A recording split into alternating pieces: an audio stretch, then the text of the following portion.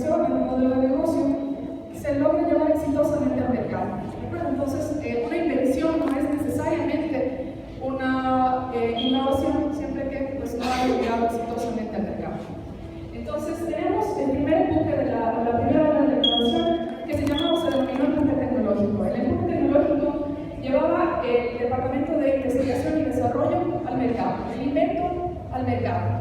El caso, el típico modelo, el modelo Ford, el modelo T de 1904, en donde pues claramente no hay ningún enfoque del mercado. Este era el invento.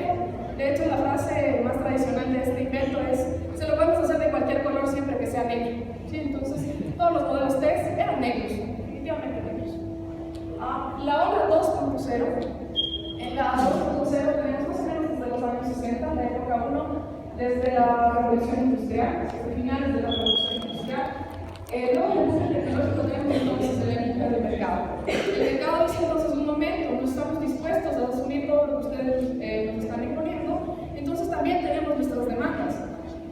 Entonces del mercado al departamento de investigación para desarrollar los productos que se lanzaban al mercado.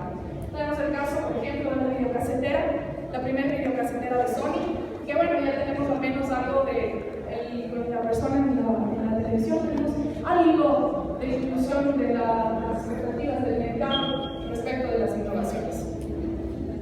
La innovación 3.0, más o menos en la época de los 70s, puedo adelantarme a decir que el Ecuador probablemente esté en esta sección todavía, cuando la innovación forma parte o se incluye en la estrategia de negocio.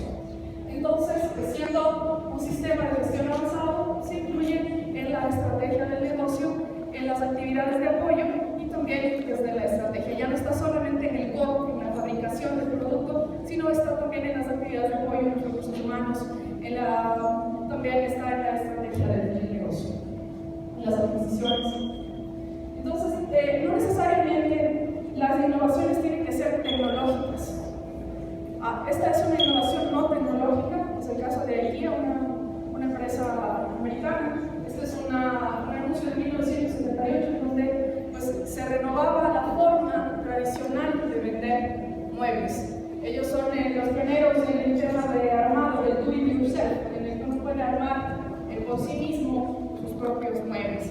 Entonces, asociado al diseño, a la moda, entonces no es necesariamente una innovación desde el tema tecnológico.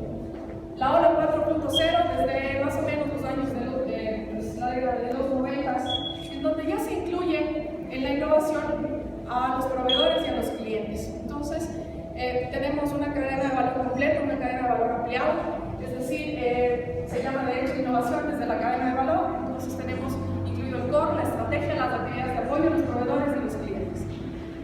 El caso que quise traerles acá es el caso de la PlayStation 2, donde tenemos claramente la intervención de todas las partes interesadas en la cadena de valor. Una un poquito más fuerte, un poco más apocalíptica, como le digo yo, pero pues tenemos ya como esta visión más grande, más amplia de la innovación.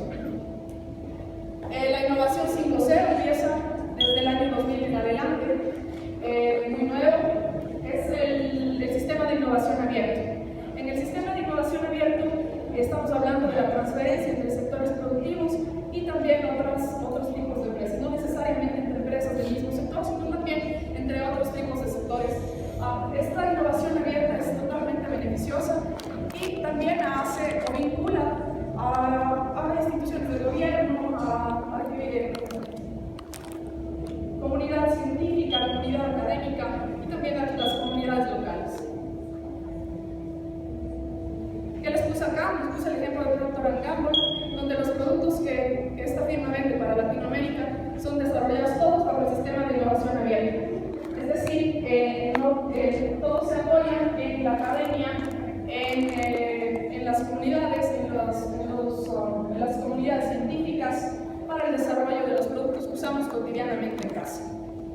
Finalmente tenemos la ola 6.0. Miren cómo cambió el panorama de donde empezamos con una brechita pequeña empujando del Departamento de Investigación del Mercado. Tenemos ahora todo un ecosistema emprendedor, un ecosistema de la innovación, en donde hablamos o llegamos a una cultura de la innovación. La cultura de la innovación ya no es un tema local, ya no es un tema de la empresa, de la pequeña empresa, debería ser un tema de las personas, un tema de las regiones, un tema de las ciudades, un tema de los países, un tema definitivamente global.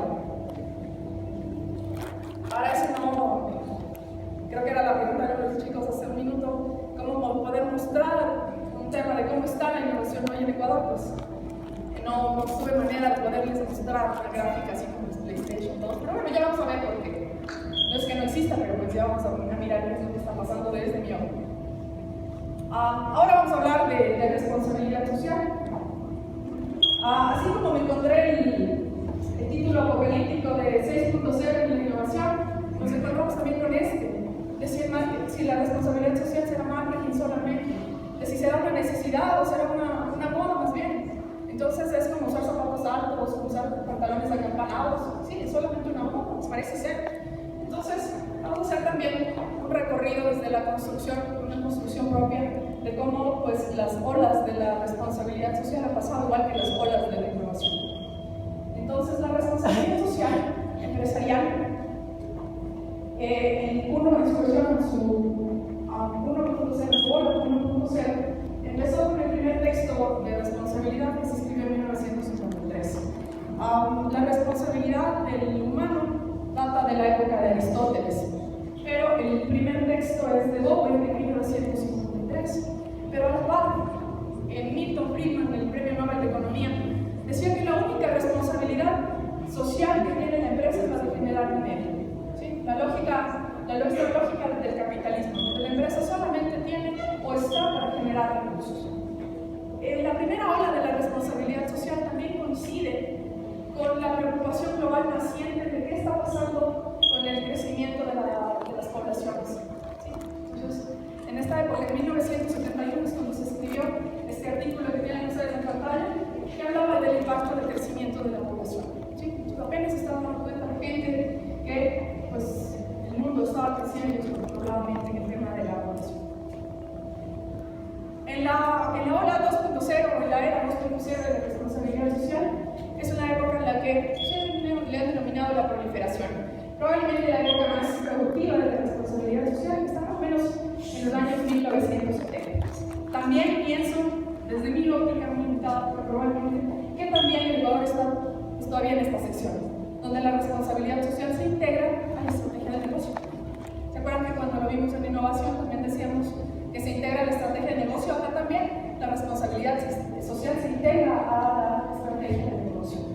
Se habla acá de factores súper importantes para el tema de la responsabilidad social, que es entender que la responsabilidad social tiene varios pilares. Es primero económica, luego la responsabilidad social de las empresas es ética, legal y discrecional. Luego también en esta época,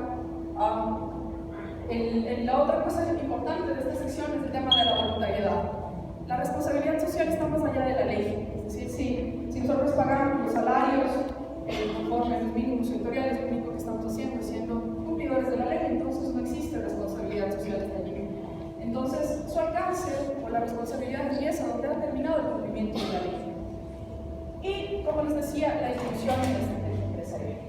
Varios conceptos importantes de esta época están en cargo que el modelo de la dirección, donde se mostraba, como les decía, la responsabilidad económica, la responsabilidad legal, la responsabilidad ética y la responsabilidad discrecional.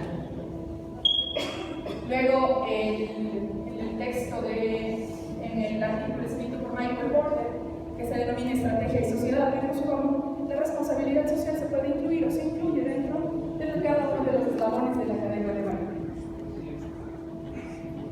La ola 3.0. La ola 3.0 se denomina o se ha denominado la interrelación con los grupos de interés. Entonces, pues es difícil, siempre ando luchando con los estudiantes, con la gente con la que converso respecto de qué en realidad es la responsabilidad social, la verdadera responsabilidad social.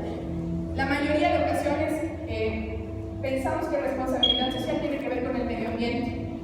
Y no es así. La responsabilidad social tiene que ver con la respuesta, con la responsabilidad que tenemos, que todos y cada uno tenemos, con las empresas tienen, con cada una de las personas o grupos de personas con las que se relacionan. Entonces, ¿con quién nomás se relaciona la empresa? Pues se relaciona con los clientes, se relaciona con los proveedores, se relaciona con los competidores.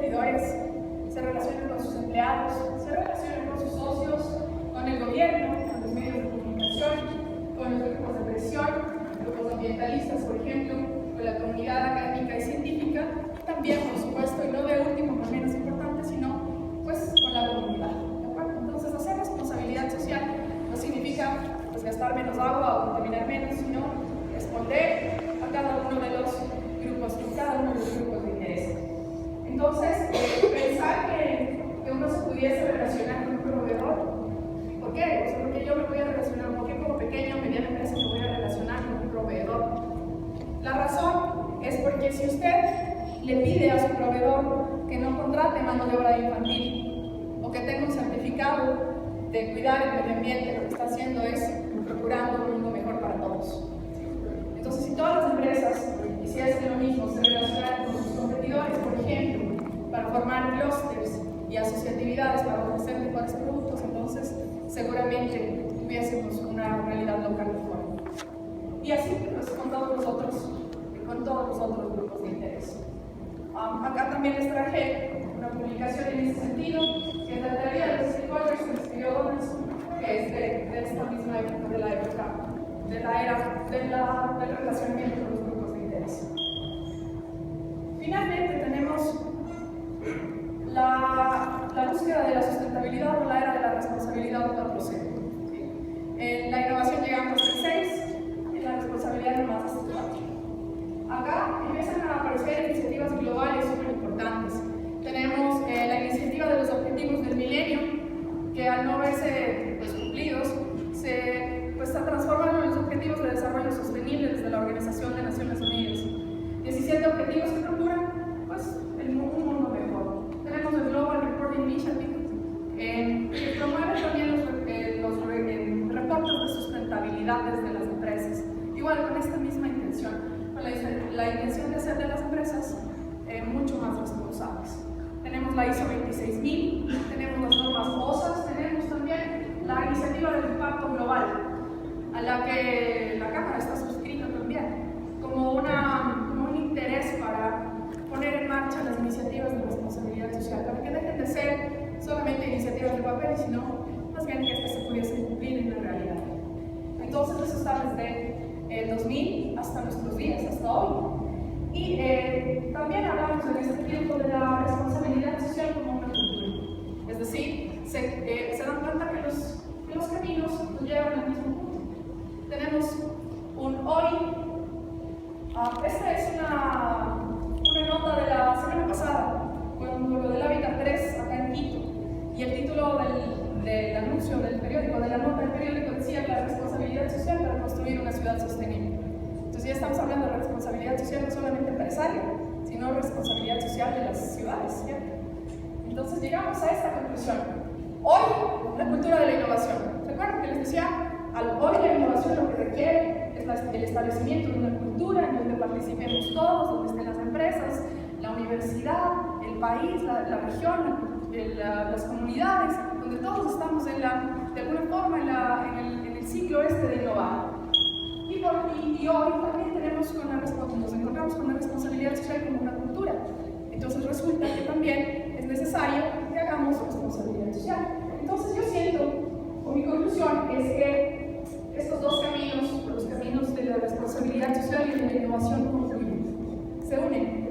Entonces la innovación de la que habló Rebeca hace unos minutos nos conduce a pensar en productos que siendo innovadores, que no sean siendo disruptivos o no disruptivos, que siendo de proceso, de producto, de modelo de negocio o de otros tipos de innovaciones, tienen que tener un elemento de responsabilidad social. Todas las innovaciones que se lleven al mercado deben o deberán tener un elemento de responsabilidad social, incluyendo a los clientes, a clientes que participen en la creación de sus productos, incluyendo a clientes, incluyendo a los proveedores que participan también en hacer de los productos mucho más amigables.